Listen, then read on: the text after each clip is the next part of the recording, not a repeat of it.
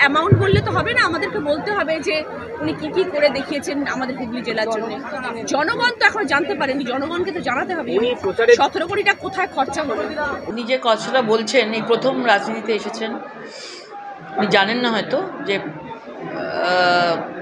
এটাও বলতে পারবেন না শিখিয়ে সমাধান কি কিছু করেছে বলে মনে হয়েছে কি? আমি একটু জানতে চাই যে কি কি করেছে, কি করেনি আপনি প্রশ্ন করলেন। আমি জানতে চাই 5 বছরে উনি কি কি করেছেন, সেটা একটু আমাদেরকে একটুখানি পাঠালে খুব ভালো হয়। উনি বলছেন যে 17 কোটি টাকার কাজ করেছেন। হ্যাঁ, তো সেটা আমাদেরকে জানানো হোক। শুধু মুখে অ্যামাউন্ট বললে তো হবে না, আমাদেরকে বলতে হবে যে উনি কি কি করে দেখিয়েছেন আমাদের হুগলি জেলার জন্য।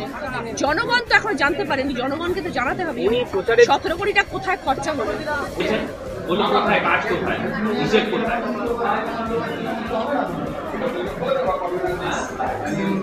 আমাদের 5 বছরে আমরা নিজে কথাটা বলছেন, এই প্রথম রাজনীতিতে এসেছেন, উনি জানেন না হয়তো যে এটাও বলতে পারবেন না শিখিয়ে দেওয়া উচিত যে প্রত্যেক বছরে আমাদের 5 কোটি টাকা করে আসে, হিসাব আছে 17 কোটি 62 লাখ টাকার। কিন্তু এরপরেও আরও প্রচুর মানুষ লাইট চাইছেন, আমরা আলো চাইছেন। মানে স্বাভাবিকভাবে ভাবুন, এতদিন ধরে সরকারটা রয়েছে, আলো পর্যন্ত নেই। বিভিন্ন মন্দির বলুন, মঠ বলুন, বাজার বলুন, বাস স্ট্যান্ড বলুন, বিভিন্ন জায়গায় জায়গায় আলো নেই। আলোর এত ডিম্যান্ড, কিন্তু একটা স্বাভাবিক আমাদের নির্দিষ্ট টাকা আসে, সেটাতে করতে হয়। মানে যেখানে আলো নেই, তাহলে ভেবে থাকুন সেখানে শিল্প কী করে আসবে। রাজ্য সরকারের আমলে রাজ্য সরকার আলোটুকু করতে পারেনি। সেই জন্য আজকে আমরা যতটুকুনি পেরেছি, আমরা বিদ্যালয় স্টুডেন্টদের ওপর বেশি নজর দিয়েছি এবং আমরা আলোর দিকে বেশি নজর দিয়েছি। থানায় এফআইআর করার হুমকি দিয়েছেন, কি বলবেন?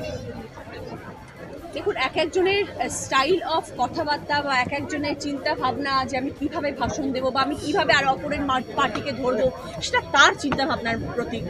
আমি মনে করি কোনো মানুষকে আঙ্গুল তুললে আরেকটা আঙুল নিজের দিকে আসে। তো এই দেখুন, আমি আপনার দিকে আঙুল তুলছি, একটা আঙুল আমার দিকে এলো।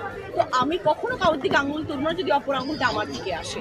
আমার অপর দিকে আঙুল তুলে তো নিজের জাহির করার কিছু নেই। আমি নিজের কর্ম দিয়ে নিজেকে জাহির করবো। অন্য মানুষ কি করছে, সে কি করছে সেটা কেন দেখছো? ভাই, তুমি কি করছো বলো না। দিকে তাকিয়ে বসে আছো, এত সময় তোমাদের আছে। অন্য পার্টির লোক কি করছে, ভাই ওরে কি করছে, আরে নিজে কি করছো, তোমার পার্টি কি করছে? আরে কেন্দ্রীয় সরকারের পার্টি, তোমাদের এত টাকা, এত লোকবল, এত মানুষ, তোমাদের একটা পশ্চিমবাংলার রাজ্যের জন্য কিছু করতে পারছো না।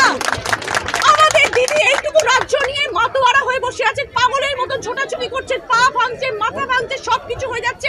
তারপরে পশ্চিমবাংলার জন্য লড়াই করছেন আমাদের একটা ছোট্ট রাজ্যের জন্য।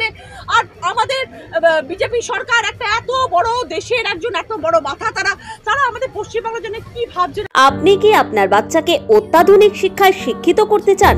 তাহলে আজই আসুন co educational English medium school Saint Xavier's world school রামপুরহাটে। প্লে গ্রুপ থেকে ক্লাস 7 পর্যন্ত ভর্তি চলছে। মনোরম পরিবেশ, audio visual room, playground, school canteen ও চিলড্রেন পার্ক সব মিলিয়ে 4.5 একর জায়গা নিয়ে গঠিত আমাদের এই Saint Xavier's world school Rampurhat.